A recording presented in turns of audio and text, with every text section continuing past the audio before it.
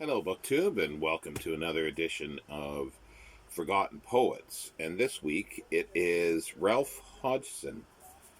He lived from 1871 to 1962. He was born in County Durham in northern England.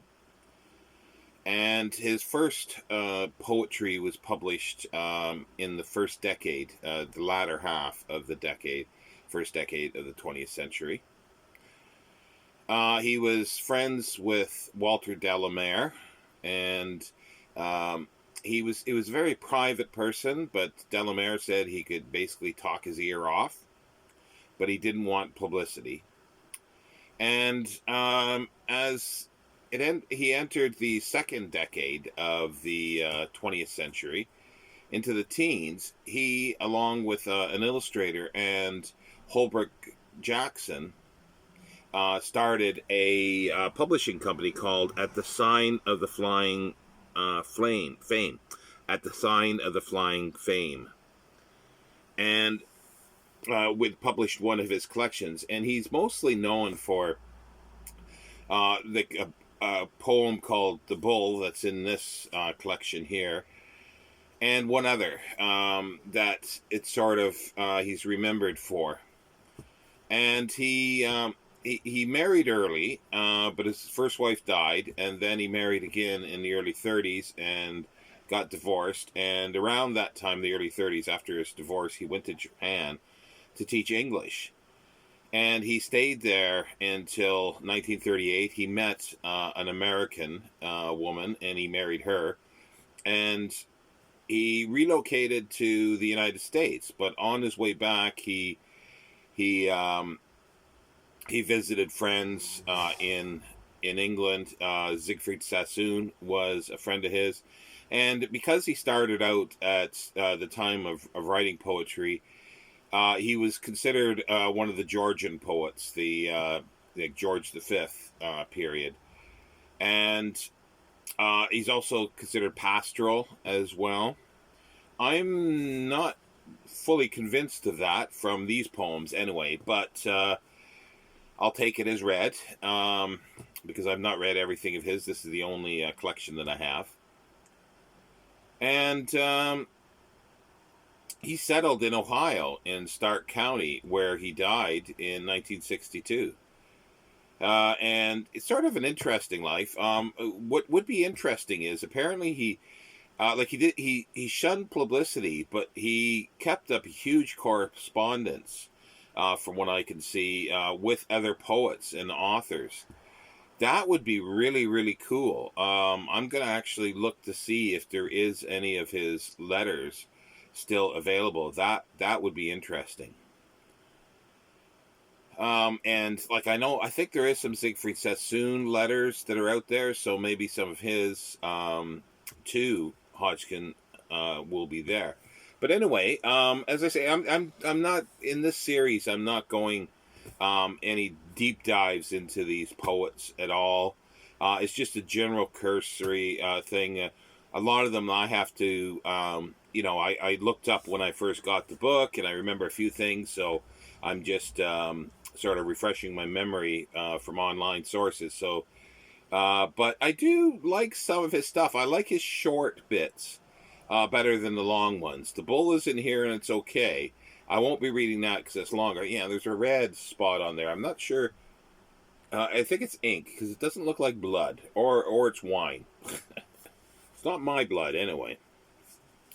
So we'll read a few poems here. Stupidity Street. I saw with open eyes singing birds sweet, sold in the shops for the people to eat, sold in the shops of Stupidity Street. I saw in vision the worm in the wheat, and in the shops nothing for the people to eat, nothing for sale in Stupidity Street. And another short one, The Beggar. He begged and shuffled on. Sometimes he stooped to throw a bit and venison, the sparrows in the snow, and clap a frozen ear, and curse the bitter cold. God send the good man cheer, and quit tittle 100-fold. He's got one, a longer one that's Babylon, that is quite nice. Yeah, well, let's read another, like, I'll intersperse another one here, The Moor, which I remember being pretty good. Um, the world's gone forward to its latest fare, and dropped an old man done with by the way, to sit alone among the bats and stare at miles and miles and miles of moorland bare, lit only the last shreds of dying day. Not all the world, not all the world's gone by. Old man, you're like to meet one traveler still, a journeyman well keened for courtesy, to all that walk at odds with life and limb. If this be he now riding up the hill, maybe he'll stop and take you up with him. But thou art death of heavenly seraphim, none else to seek thee out and bid thee come. I only care that thou art come from him. Unbody me, I'm tired, and get me home.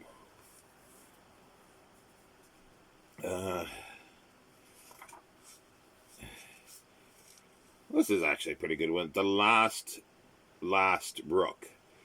The old gilt vane and spire received, the last beam eastward striking. The first shy bat to peep at eve has found her to his liking. The western heaven is dull and grey, the last red glow has followed day. The last rook is housed and will with cronies lie till morrow. If there's a rook loquacious still, in dream he haunts a furrow and flaps behind a spectre teen, or ghostly scarecrows walk his dream.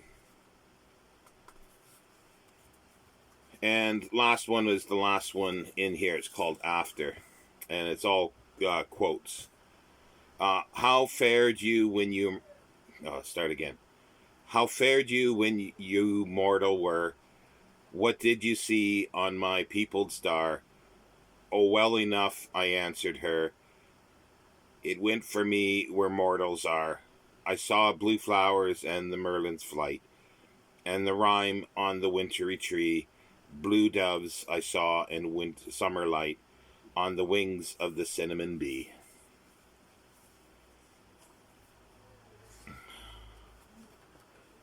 One more. The swallow. The morning that my baby came, they found a baby swallow dead, and saw a something hard to name, fit moth-like over baby's bed. My joy, my flower, my baby dear, sleeps on my bosom well. But oh, if in the autumn of the year, when swallows gather round and go. Just a interesting one, but yeah. Ralph Hodgson, 1871 to 1962. Another forgotten poet, and we'll be back next week with another edition of Forgotten Poets. Thank you, BookTube.